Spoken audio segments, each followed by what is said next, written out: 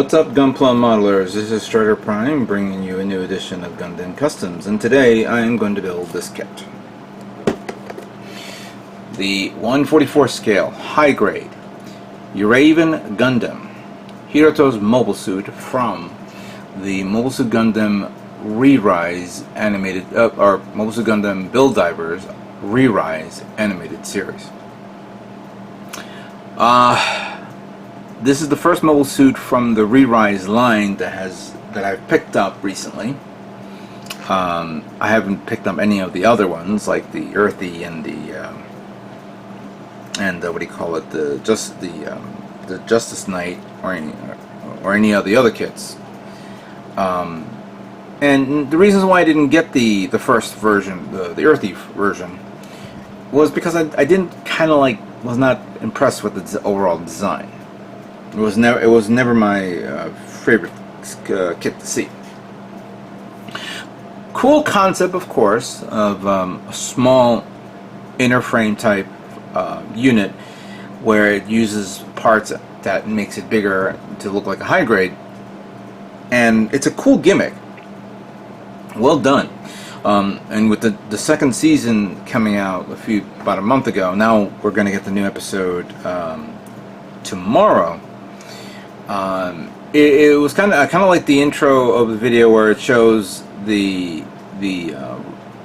small Gundam kit, or and then you have all the variations laid out on the table or on the platform, kind of like when you normally see like a military aircraft, and you see all the ordnance that it can carry, whether it how many rounds it can carry, how many bombs or missiles or tanks, fuel tanks, whatnot.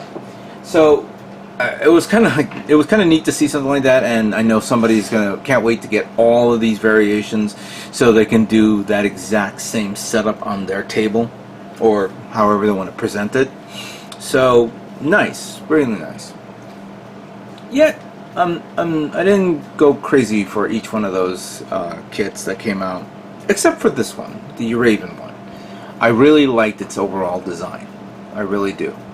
And in the last episode, of course, of Build Divers Re-Rise, it was kind of cool to see this in action. I think it was in 2 episodes it saw it in action. Really cool. I'm gonna have to probably rewatch it again just to get myself refreshed again of the series, and of course of this mobile suit. I picked this up at, of course, Gundam Planet. It's came out, I think, last month, and I think it's about time I work on this guy. Yes, I know some of you are asking me what's going on with the diorama build. That is going to be in the back end. I'm working on it, but in the meantime, I'm going to be working on other things. I can do 2 or 3 things at once,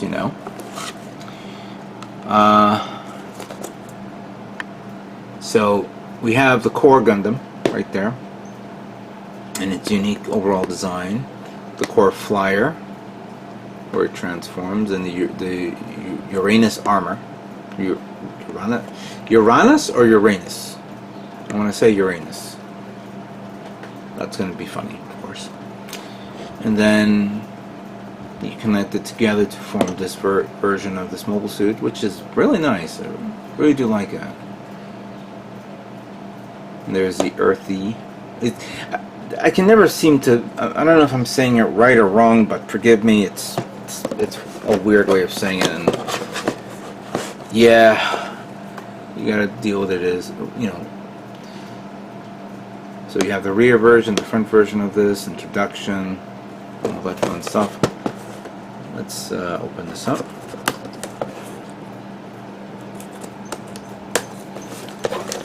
Gundam Planet has a full stock of this kit, so I will put a link down here on this video and all the other videos of me building this. And if you click on it, you'll get a 10% discount for purchasing this kit. Let's see what we got here. Alright, so we have beam saber effects, small and long, short and long. We have some white parts here with these detail. We also have a Very, very dark bluish tone color. Very reminiscent to the Titan's blue. Maybe 1 or 2, like somewhere across between that. And I see the frame that's what you're going to use to build that frame of a system. You have the multicolor one, the white parts. There's the head. I believe that's the chest unit right there. Some yellow. A very, very solid red color, not a brilliant color red. I like that red though. Really nice. Decal sheet end, of course. Polycaps, we have some clear green. Alright.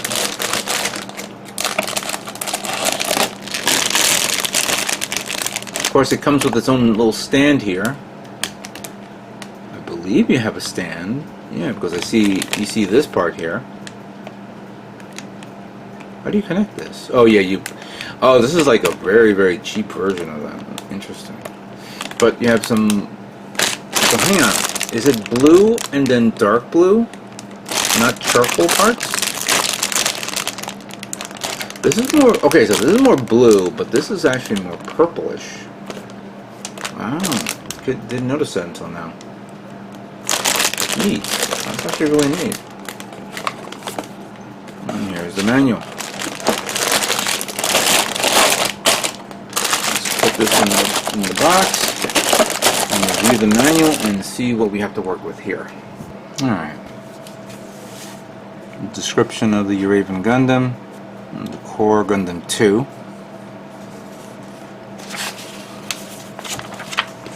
Let's do it. Well, it's a long one here. Alright, so we have the detailed parts information here. I see 1, 2, 3, 4 plastic parts, maybe 5, that are probably left over from the previous kit and it's not used up here. And then a few polycaps are not used. Alright.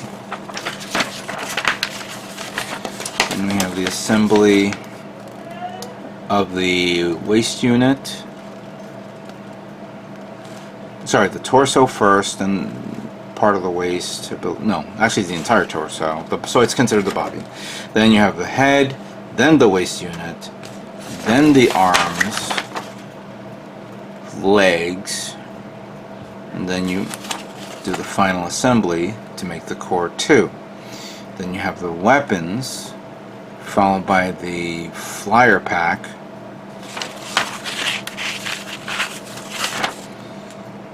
Going into that page, and then you have the little stand.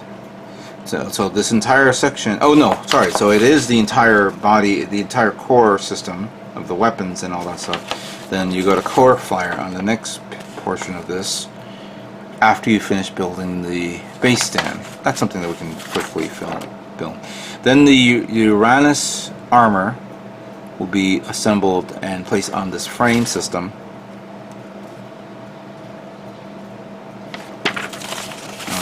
Break this down, but then you go into the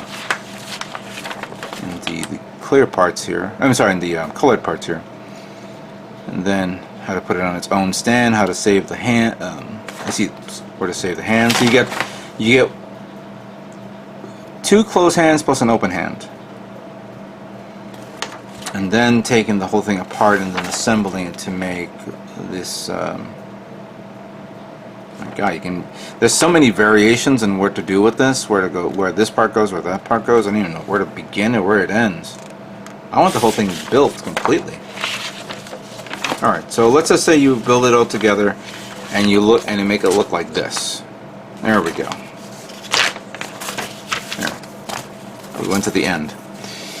Now, let's see the colors here. We have standard white. The body is a dark blue. Combination of 55% purple, neutral gray 25%, and a hint of 10% blue and midnight blue, or that could be an or. We have 50% red, russet and white combination. We have the yellow, we have a cobalt blue. So that is what that blue is, cobalt. I think I happen to have the metallic version of cobalt blue. Don't know if I still have that. And then we have the green sensor.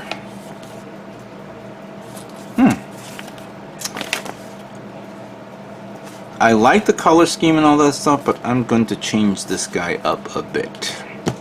Let's talk about that.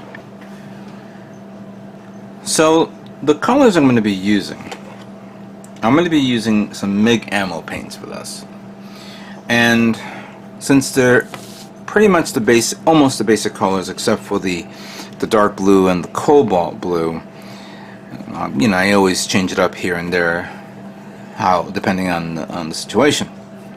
And the one I realized that even though I had some really good sets, I think I must have ran out of paint on some colors. But let me show you what I got that I could use. So I've been meaning to use the Space Legion's paint from MIG Ammo, which is you know, basically those that you could use on Warhammer figures. And I was wondering maybe I could use it on this guy, because I kind of like how this red comes out. So you have this called Blood Red, which seems to be appropriate for the red tone here for this. So we'll have that here for now. This comes with the color gold, which is hang on a second, MiG 198, but I'm not going to do gold on the yellow parts that's there. That's basically going to be yellow. So I'm going to be pulling, let me just put this back in the box. Here.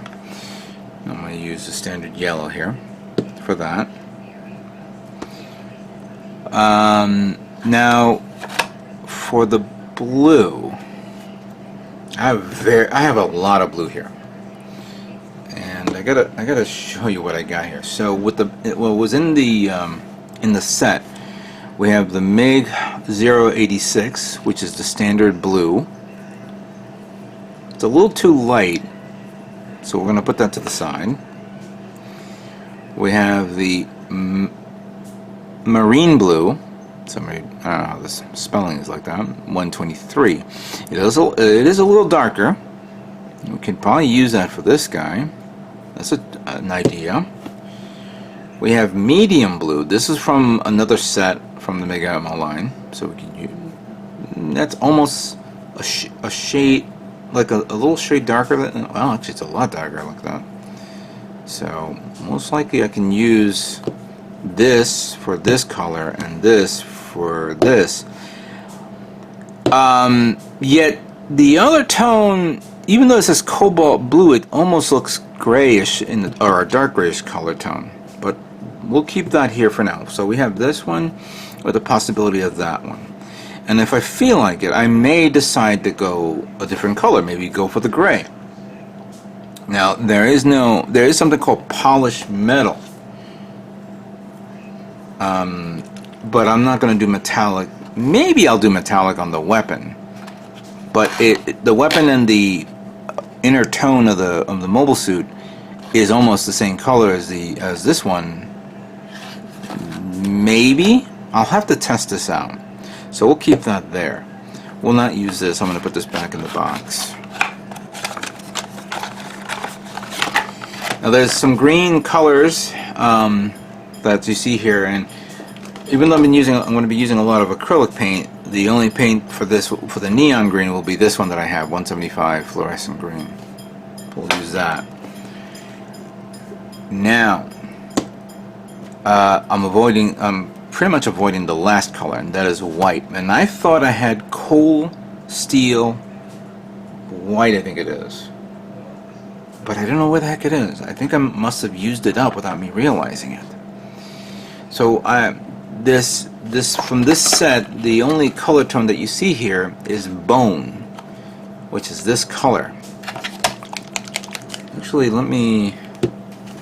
thought I saw a cardboard. There we go. Let me see how this looks. Let me agitate it a bit.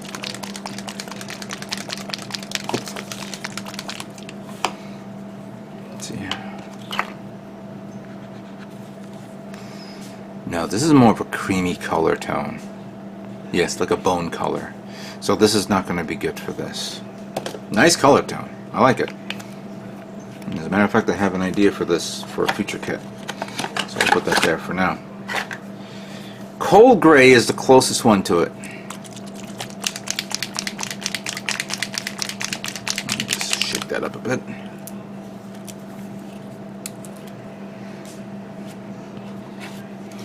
Let's see if we do this. Oh yeah, this is fine. This is white. This is perfect. We'll use this. So I think I have all the color tones. I may do a change up, maybe another tone of some sort. Colors I have here is this one called light brown gray, but again this is light brown. So, and even though it'll say light brown, it's not completely the same color. It's always like you just saw right now, that coal gray. There's no, it's basically white. But if I put it here, let me see, it's the same color. There is a shade there of brown. Maybe that'll be good as a two-tone for this. Alright, that's actually a possibility there, so let's keep that there for now. I've had this one, the Games Color Dead White, but this is a Vallejo paint, and I swore never to use Vallejo paint after it screwed up one of my airbrushes. But I don't want it like sitting there for all eternity and I don't do nothing with it. I'll give it a test run with what I've learned, with what I got. We'll see where we go from there. So that's a possible test. If I decide to go with metallic gray color, like gunmetal, there's one color that one paint that I had that I used it once and I haven't used it again. And this is Vallejo's Mecha Colors in gunmetal. I remember picking this up at Millennium Hobbies a few years ago. It's a little creamy, you could say. But again, like that one, I gotta test it out. I'm not a big fan of all the Vallejo kits, paints now, even though there are friends of mine who actually use it and like it. But maybe I'm doing it wrong. We'll have to figure that out. As for priming, well, I'm going to stick with, of course, trying out something new. I have two types of primers here. I have Surface Primer white, for acrylic polystyrene from Vallejo. I had this for a while and haven't tried it yet, so I may have tried this one. Or I can try this gray primer from the Mecha Primer line. See how that works. Blanco. Anyway, there we go. So that's what I got. Let's turn it into, of course, this color and see how it comes out. Alright, with that being said, let's begin building high-grade Uraven Gundam.